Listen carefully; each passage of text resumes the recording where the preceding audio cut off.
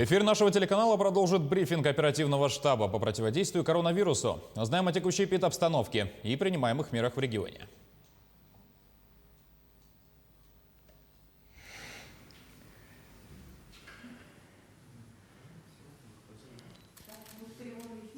Здравствуйте, Ольга Валерьевна. Какова на сегодняшний день эпидобстановка в республике? Добрый день, уважаемые жители Республики Саха-Якутия. Текущая санитарно-эпидемиологическая ситуация в республике характеризуется наличием 105 новых случаев коронавирусной инфекции, выявленной впервые по данным Управления Роспотребнадзора. В столице нашей республики зарегистрировано 64 случая, 14 случаев зарегистрировано в Мегино-Кангаласском районе. В Кабайском районе идет увеличение количества зарегистрированных случаев. Особое внимание обращаю как граждан Кабайского улуса, так и оперативного штаба Кабайского улуса в необходимости принятия мер как по усиленной вакцинации, так и по, соответственно, соблюдению ограничительных мер, установленных на территории республики. Необходимо обратить внимание на осложнение ситуации в Усть-Алданском и Чурапчинском районах, где зарегистрировано 5 и 14 случаев соответственно.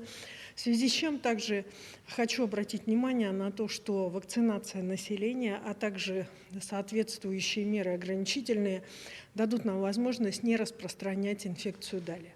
По 3 случая зарегистрировано в Вилюйском, Намском и Хангаласском улусе, а также в Алайховском, Нерюнгринском и Алекминском зарегистрировано по 1 случаю.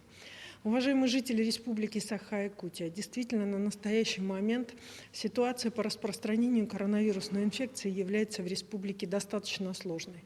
В связи с чем, соответственно, учреждения здравоохранения, управления Роспотребнадзором дальше продолжают свою работу как по выявлению новых случаев, так и по соответствующему лечению. Но всем необходимо, чтобы жители республики сегодня как можно больше осуществили вакцинацию для того, чтобы противостоять вирусу. Всего за сутки нами проведено 1903 исследования на новую коронавирусную инфекцию. Практически за год пандемии обработано 1 085 524 теста. Тем не менее, непосредственно на настоящий момент, хотя и снижены темпы роста коронавирусной инфекции в республике, тем не менее, заболеваемость растет.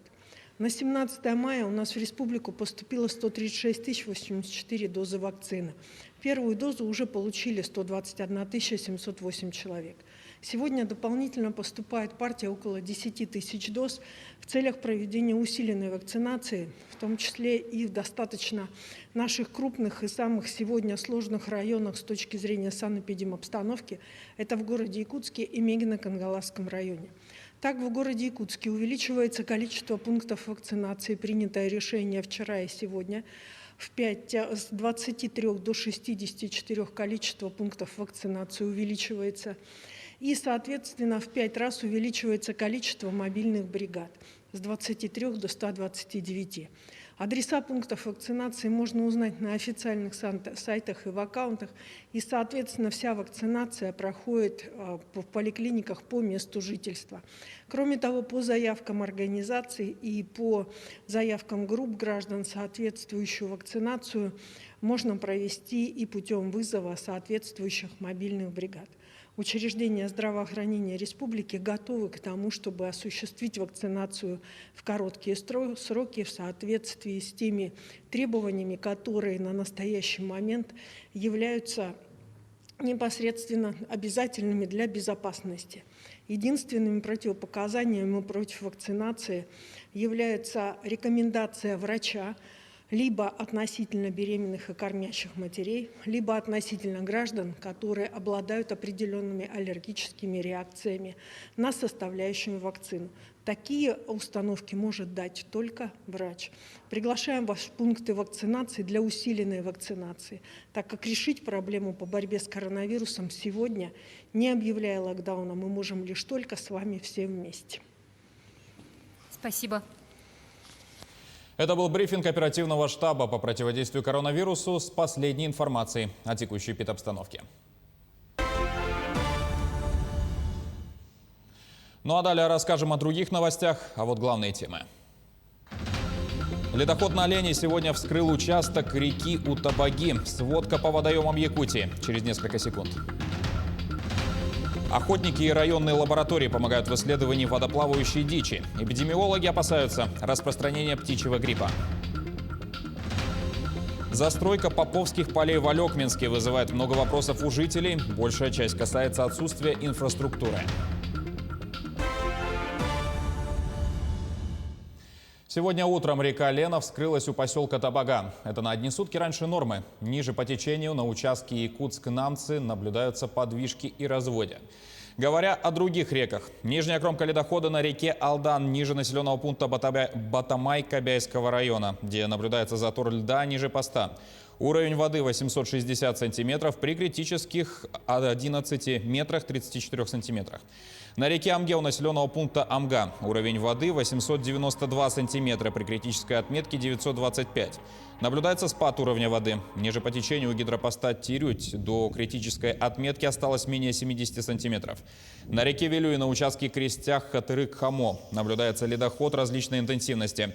На Колыме у населенного пункта Зырянка уровень воды 523 сантиметра при критической отметке в 770.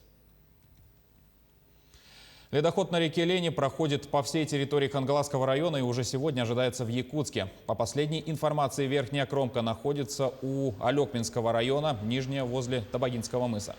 Самый высокий уровень воды фиксируется возле села Исит, более 14 метров, при критической отметке почти 20. В остальных населенных пунктах сильного подъема воды не наблюдается. На территории района идут дожди и снег, так в селе Сински местных жителей встретило заснеженное утро. У нас пока заторов сильных нету. Так, в некоторых местах средний ледоход, в некоторых местах густой ледоход. Так, ну, верхняя кромка ледохода находится в районе населенного пункта Мяча Алекминского района.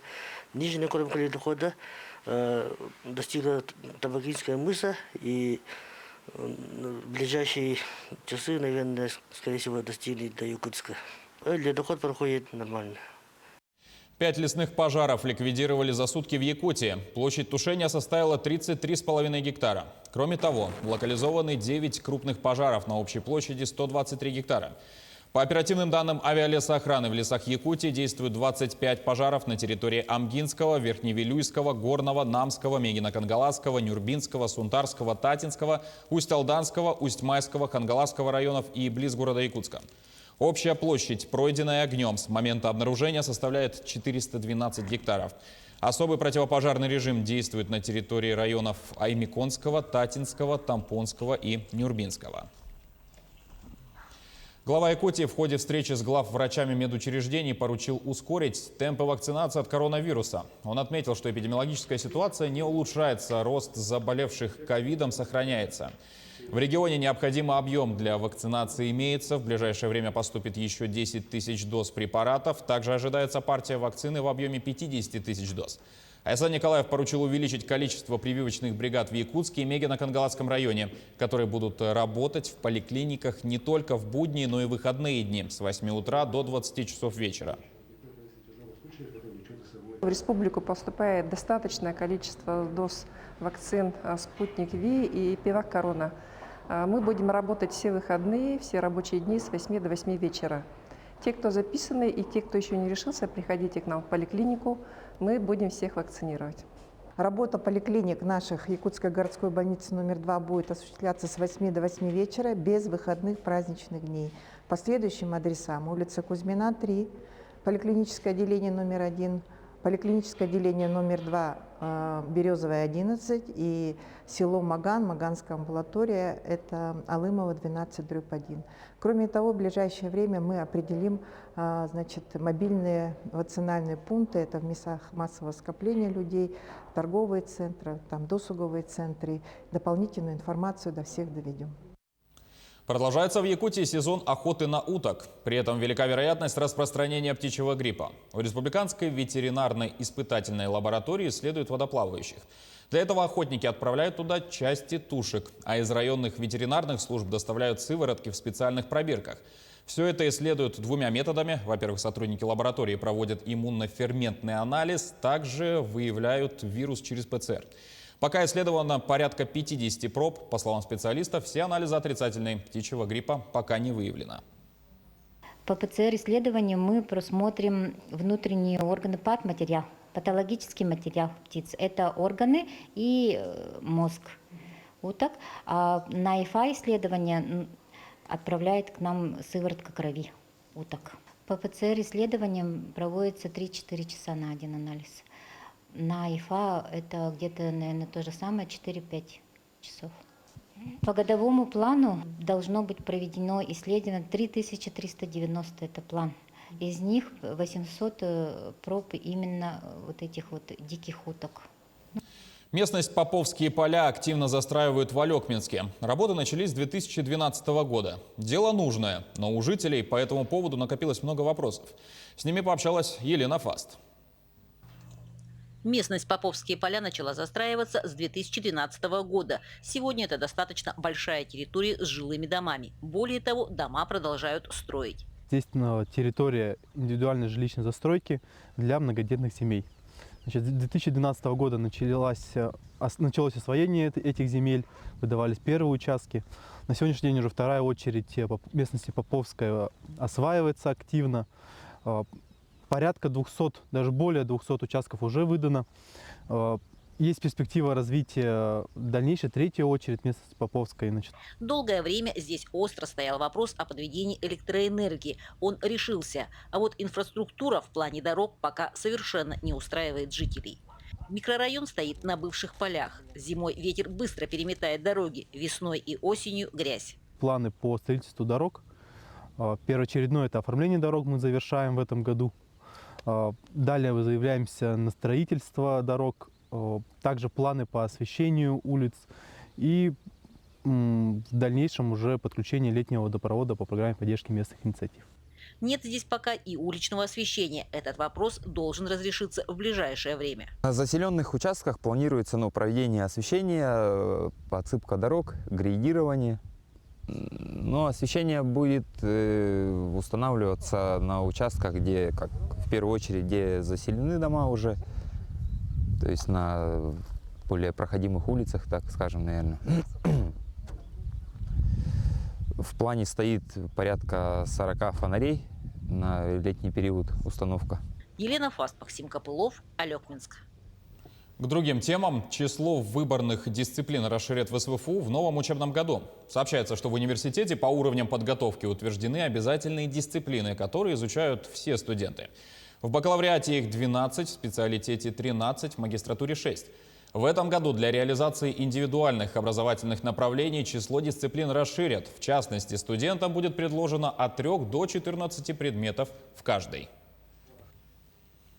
Всемирный день электросвязи и информационного общества отмечают сегодня, 17 мая. Его ввели с 2006 года. Этот день – профессиональный праздник всех программистов, системных администраторов, интернет-провайдеров, веб-дизайнеров, редакторов, интернет-изданий и всех остальных людей, занятых в сфере информационных технологий. А к этой минуте все. До встречи в эфире.